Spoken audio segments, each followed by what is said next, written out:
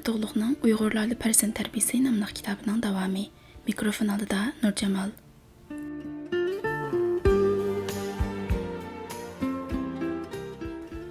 3. Pərzəndlərimiz təxtir boyunduruğuna əsir olub qalmasın. Hər qandaq bir qovum özünün əhvalını özgərtməgəcə, Allah onların əhvalını özgərtməydi. Surə Rəid 11. ayət. Təqdir sirliq həm mutlaq nərsimi? Undaqda siz onu qandaq düşünüsüz? Gündəlik turmuşimizga yoki bütün hayotimizga təqdir haqidagi qarash düşüncə müəyyən dərəcədə öz təsirini göstərib turdu. Nurg'ulg'an vaqa ish harakatlarning shakllanishi va tugallanishini biz ko'pincha taqdirga bog'lab tushunamiz va tushundiramiz. Sərgək mənə ötkür göz bilan nəzər saldığan bolsaq, bizning taqdir haqidagi tushunchimiz yüzə və bir tərəfli bo'lganlikdan u bizning ingimizni, ruhimizni, erkimizni və istiqbolimizni qamal qilib qo'ygan. Taqdirga tan bergulik, taqdirsiz qil tavrmaydi. İxtiyorimiz taqdirning qo'lida. Peshonamizga shundoq putilgan degan o'xshash bir yosh uqumlar zamondan beri davomlashib keldi va ruhimizga singib ketdi. Avlodlarni rivoyat qilib tarbiyalash, shukr qanoat qildirishning eng chong tismayisi bo'lgan bu xil qarashlar nurg'un oilalarda farzandlarni tarbiyalashdagi, bazlashdagi mezon bo'lib qoldi. Shundoq targ'ib qilish va tarbiya berish usuli ilmiy va to'g'ri bo'lamdi. Shuni bilish kerakki, dunyodagi barliq mavjudotlar muayyan bog'lanish ichida mavjud bo'lib turadi. Buni tabiiy qonuniyat deymiz. Masalan, tug'ilish va o'lish, kunning atigan sharqdan chiqib g'arbga patqanligi, kecha va kunduzning qonuniyatlik tartibda almashib turishi bir xil tabiiy qonuniyat. Hech qanday qudratli kuchning buni o'zgartirishga qurbi yetmaydi. Jamiyatmi muayyan qonuniyat bilan taraqqiy qildi. Uning tub negizi odamning faoliyatchanligi va ijodchanligi orqali o'rnatildi.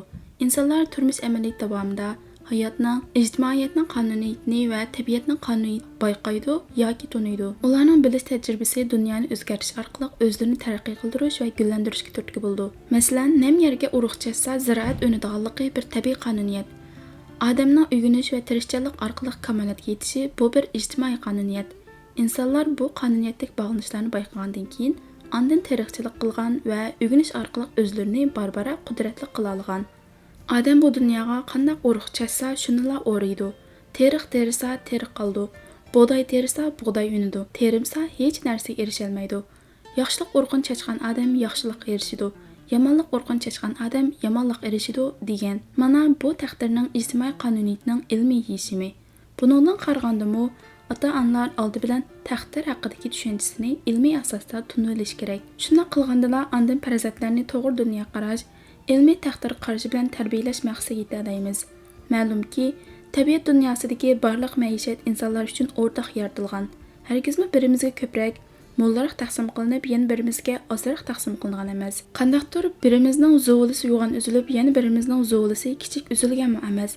Barliq insonlarga aql, idrok, ishlashga qo'l, mengishga put, ko'rishga ko'z, anglashga quloq, yeyishga og'iz o'xshash ato qilingan. Shunday turuqliq bizning atalmış taqdirdan nola qilishga nima asosimiz bo'lsin?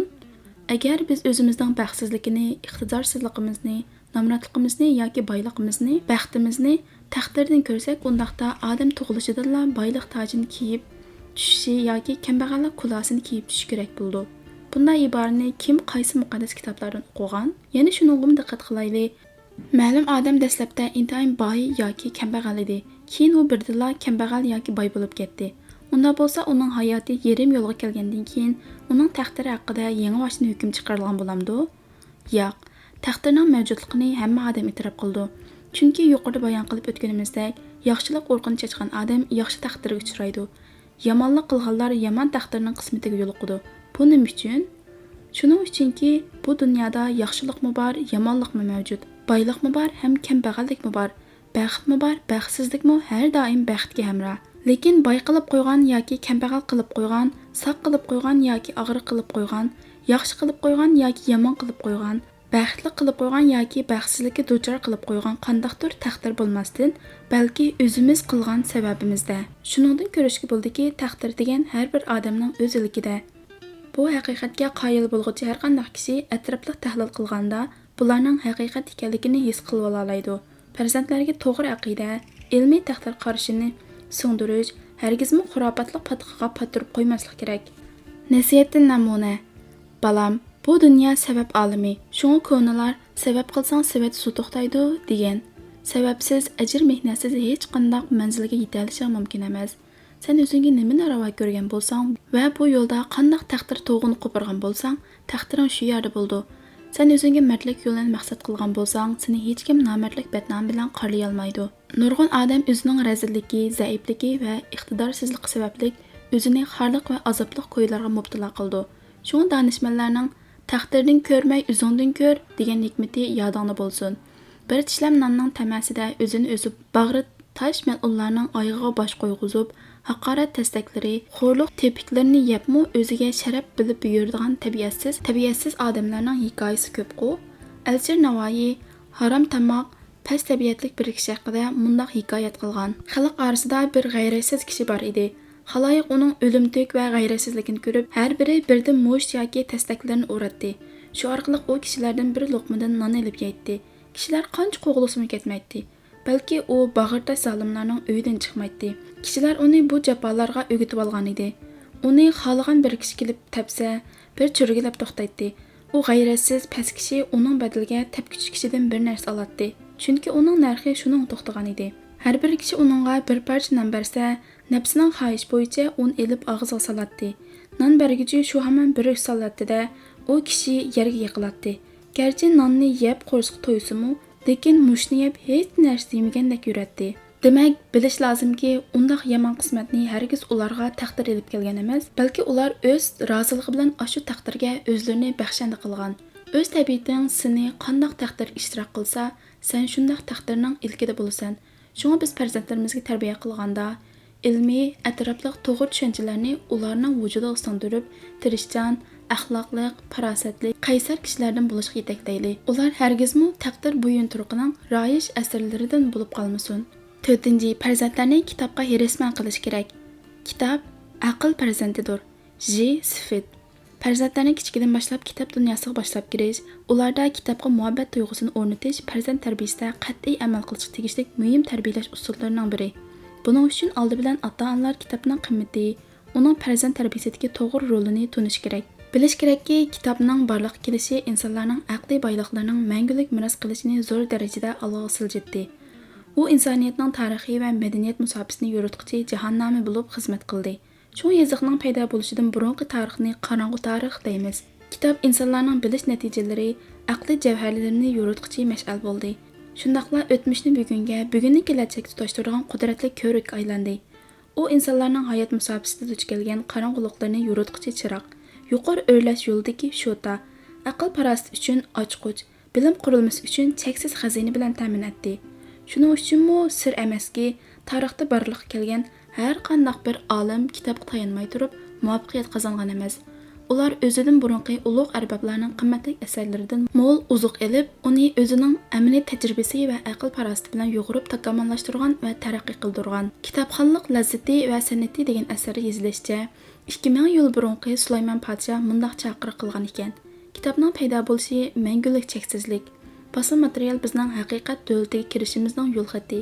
Davlatimizda eng kichik kutubxonalar bo'lsa-mu, ularning hammasi xazina. Bilim dunyodagi insonlarning eng ulug' xosiyatli tarjimali. Yuqorqi kitobning kirish so'zida mundaq deyilgan: Kitob bo'lmagan dunyo hech qanday bo'stonlik bo'lmagan qumliq o'xshash. Bunda dunyoda insonning gavdasi balkim saqlanib qolar, lekin uning ruhini hargiz sug'urolmaydi. Tarbiyalanish yo'q muhitda nihoyat tezlik qurib o'lib qoladi. Yuqorqi bayonlar orqali shunday xulosaga kelish mumkinki, yer sharida saqlanayotgan har qanday qimmatli xazinami kitob orqali saqlanayotgan bilim xazinasidan qimmatli bo'la olmaydi. Unda bo'lsa, kitobning farzandlarni tarbiyalashdagi roli qaysi jihatlarda ifodalanadi? Birinchi, kitob farzandlarga silay berishga qodir bo'lolmagan nihoyat nurg'un narsalarni beradi. Hatto maktab berolmaydigan bilimlarni beralaydi. Kitob orqali bolalar dunyoni tushundi, odamlarni tushundi, yashashni o'rganadi. Ikkinchi, kitobning roli nazariyat jihatdan emas, muhimi amaliyat jihati ifodalanadi. Kitob bilish qimmatiga, tarbiyalanish qimmatiga va tafakkurni chiniqtirish qimmatiga ega. Farzandlarning aqliy qobiliyatini chiniqtirishda kitobdan yaxshi qurol yo'q. Chunki kitob o'qish jarayoni mohiyatda tafakkur qilish jarayoni. Bolalar kitob o'qiyotganda to'xtamasdan fikr qildi, tasavvur qildi, hukm qildi, baholaydi, aqliy xulosa chiqardi. Shunga amerikalik o'qitish mutaxassisi Sherov o'qirmanlar uchun terminlar jurnalida kitob o'qish usulini tunishtirgan kitobchani e'lon qilgan. Uni o'qish bir tafakkur jarayonidir deb atagan. Kitobni ko'p o'qigan bolalarning mantiqiy tafakkuri va obrazliq tafakkuri yuqori bo'ldi. Kitob o'qimaydigan bolalarning tafakkuri barbara dod bog'lab qatmanlashib qoldi. Shuning bilan masalalarni kuzatish, mulohaza qilish, uning baho berish iqtidori zo'r darajada tuvalab ketadi-da, mustaqil fikr qilish iqtidori bo'lmaydi. Natijada ular ma'qul deydigan yog'och qo'nchoqqa aylanib qoldi. 3. Kitob ijod qilish va yangi bilimlarni maydonga chiqarishning beshigi. 4. Kitob buruqtirmaliq muhitdan sirtlarga elib chiqib, sayohat qildiradigan uchqur kema. U ularni boshqalarning qalb dunyosiga boshlab kiradi. Qadimgi davrlarga boshlab berib, donolar bilan uchrashtirdi. Dunyo bilan uchrashtirdi. Dunyoda hech qanday odam kitob sayr qildirgan dunyoni amaliyotda sayr qila olishi mumkin emas. Kitob farzandlarning olamning ichki mohiyatlarini tushunishiga ham zamin hozirlaydi. 5. Kitob farzandlarning kayfiyatini turaqlashtirish, axloqiy kayfiyatini sog'lomlashtirish, ruhini urg'utish, ig'ir kunlarga qolganda ularga sirdosh bo'lish rolini o'ynaydi. 6. Yaxshi kitob bolalarni buruqtirmalikdan, umidsizlikdan, zerikishdan ozod qildi. 7. Kitob hordiq chiqarish, estetik zo'q berish, hayajonga cho'mildirish roliga ega. 8. Kitobga berilgan bolalar axloqli, fazilatli bo'lib, tamkin xarakterini yetildira oladi. Ular bekor vaqtini ma'nisiz o'yinlar bilan emas, balki kitob o'qish bilan o'tkazadi. Natijada o'zining yomon yo'lga kirib qolishini zo'r darajada tizginlaydi. Shunga hurmatli ota-onalarga tavsiya qilamizki, garchi o'zingiz kitob o'qimasangizmi, o'zingiz tushunmasangizmi, farzandingizning kitob o'qish qiziqligini bo'g'mang. Imkoniyat bo'lsa, ular uchun sharoit yaratib bering. Uyingizda zinnat uchun tizib qo'yilgan xrustal qachilar, gilam va boshqa hashamatlar amaliyotda bir kitobning zinnatichilik qimmat emas. Danishmanlar, kitobsiz uy jonsiz tan. Qaysi oilada kitob o'qilmasa, u mazmuna mukammal oila bo'la olmaydi degan. Bolalarni yaxshi ko'rsangiz, ularni kitob o'qish baxtidan mahrum qilmang. Bet Sifrov mundaq degan: Dunyoda eng baxtsiz odam shu yaxshi kitobni o'qib, ega bo'lishga tegishli ruhini qondiradigan lazzat bahramon bo'la olmagan odamdir. Siz kitob orqali ega bo'ladigan baxtdan qanchalik bahramon bo'la oldingiz? Uyingizda biror kitob joz bormi? Jozingizda qanchalik kitob bor? Bu o'zingizning madaniylik ekanligingizni, ilm-fanga qanchalik ko'ngil bo'lganligingizni, farzandlarning tarbiyalanishiga qanchalik ko'ngil bo'lganligingizni o'lchab ko'rishingiz uchun muhim sinoq. Siz hech bo'lmaganda bolalarga kitobning rolini va qimmatini tushuntirgudek tushunchaga ega bo'ling. Nasihatdan namuna. Balam, kitob o'qishga odatlangin. Kitob degan bek ulug' narsa. U ma'naviy nozik ne'matlar to'plangan sehrli ejiling dasturxondir. Uyg'ur xalqi kitobxo'r xalq. Uyg'urlarda kitobning dunyoga kelishi noiti qadimgi davrlarga to'g'ri keldi. Shuningdan tortib hozirgacha Uyg'ur xalqi kitob orqali dunyoni tushundi. Kitob orqali dunyoga o'zlarini namoyon qildi. Kitobni tarqatish, kishilarni kitob o'qishga ishtirok qilish va kitob o'qish fursatiga ega qilish uchun ma'rifatparvar boylar yenidan pul chiqarib kitoblarni ko'chirib tarqatdi. Shundaqmi, bir kitob faqat bir yoki bir qancha nusxa tarqatilish fursatiga ega bo'ladi. U chog'larda faqat baqo'jamlarla kitob o'qish fursatiga ega bo'la oladi. Shunga Uyg'urlar eng burunla mix matbaa orqali kitobning tez va keng tarqalishi uchun zo'r tuhfa qo'shgan. Xalqimizning kitobxo'rligidan buningdan ming yuz yil burun yozilgan kitoblar shunday yaxshi saqlangan. Shu kitoblar barliq kelgandan boshlab nurg'un o'rda saroylar vayron bo'ldi. Biroq u kitoblar yanada o'zining qiymatini yo'qotgani yo'q. Hozir mana qanday kitoblarni talab o'qiyman desam, shunday kitoblar topildi. Dunyoda hozir 40 million xildan ortiq kitob saqlanmoqda. Shu kitoblardan tanlab utuqliq foydalanish jamiyat san ato qilgan ajoyib buyuk huquq balam. Bu huquqingdan unumli foydalanmasang, foydalana olmasang, eng cho'ng mahrumlik va baxtsizlik. Balam, kitob o'ng'ayli yozilib qolgan narsa emas. Bilsang, kitob qalamdan to'kilgan siyoh emas. U danishmanlarning vujudidan to'kilgan qon bilan insoniyatga sovg'a qilgan jondan butidi. Uningga qanchalik mushaqqatli kunlar, qancha uyuqsiz tunlar sarf qilinadi, nurg'un aql va zehniy kuch sarf bo'ldi. U umid va ishonch bilan yo'g'riladi. Kitob yozgan aqllar nima degan kang qo'rsoq, nima degan oliyjanob insonlar ha? Ular qat'iy ikkilanmay bir umr jafo mushaqqat bilan to'plagan bilim boyliqlarini, aql farosatini, bilish natijalarini, tajriba saboqlarini jamiyatga sovg'a qildi. Biz uni o'qib qo'yishga qodir bo'la olmasak, to'limi echinishli hol emasmi? Balam, yaxshi bir kitobni o'qisang, eng go'zal yasadoq bir shaharni sayohat qilgandami ortiqroq huzurga tushmaysan. Ba'zi hollarda o'z taqdirimizni o'zgartirishga qodir bo'ldi. Kitob qalbingni oliyjanob qalblar tutashtiradi. Umidsizlik ozgildan tortib chiqishga qobil. Sen o'zingni bu kangri dunyoda bechora va g'arib his qilgan, azob kechalarida o'zgan chog'laringda sen ma'naviy ozuq va ishonch ato qildi. Kitob sana мәңгілік ustoz. U aqlliq, iqtidorliq, o'z davrining oldida turadigan katta arboblarning aqliy mulki. Kitob bergan qimmatli bilimlarni eng yaramliq ustozlarmi bilolmasligi mumkin. Sen kitob o'qiyotgan vaqtida tafakkuring xushnavoliq, illiq havoliq boqqa kirib qolgandek yayrab ketadi. Bu ma'noda kitob tafakkuringning, aqlingning oziqi bolam. Hech kimga odamlarning ruhiy dunyosida sayot qilish fursati nasib bo'lmagan. Kitob bizni ruhiy dunyoning manzarasini, aql xazinasidagi javohiratlarni sayli-sayot qildiradigan tafakkur kemasi. U insonlarning o'tmishini emas, balki kelgusi to'g'risidagi go'zal tasavvurlar bilan o'rtoqlashtiriladi.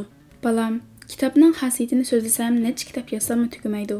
Bo'lmasa, sen jamiyatni kitob, o'qish bo'lmagan holat tasavvur qilib boqqin. Insoniyat darhol ibtidoiy davrga qaytadi. Shunga kitob insoniyatni madaniyatli odamga aylantirgan xosiyatli angushlar.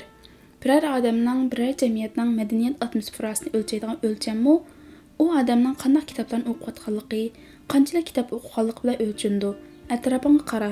To'pida o'ltirib qart o'ynayotgan, kun bo'yi toshni toshga suqib bilyard o'ynayotgan, kunlarni qavoxonlar o'tkazayotgan zamondoshlaringdan ibrat olgin.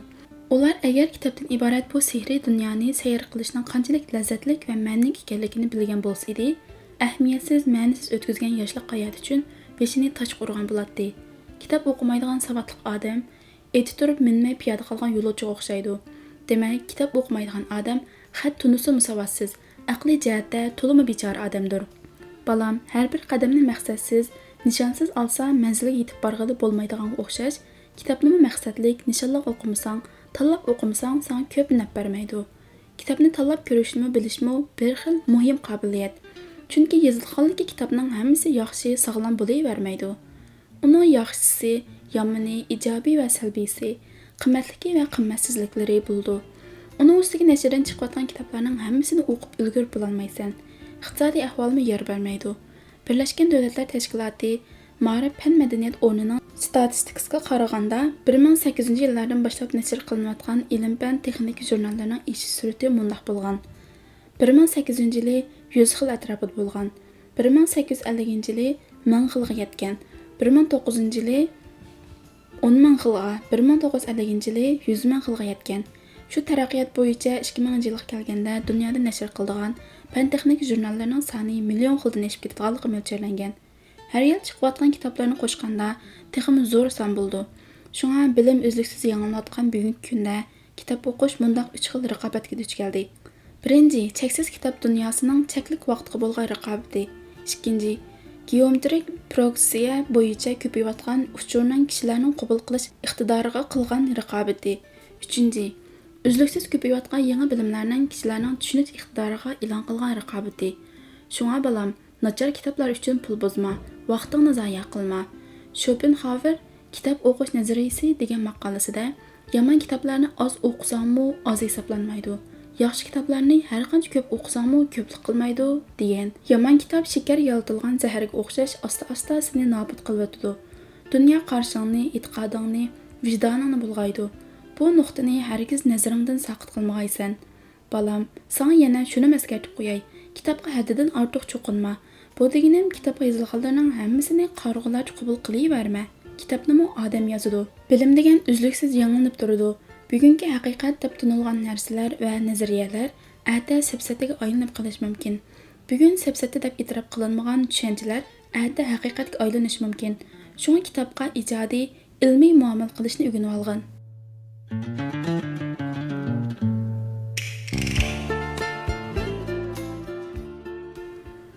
Yar Muhammad Tahir To'g'liqning Uyg'urlar farzand tarbiyasi nomli kitobining 4-bobining 3-4 qism mazmunlari o'qib tugatildi. Davomli huzuringlarda bo'ldi.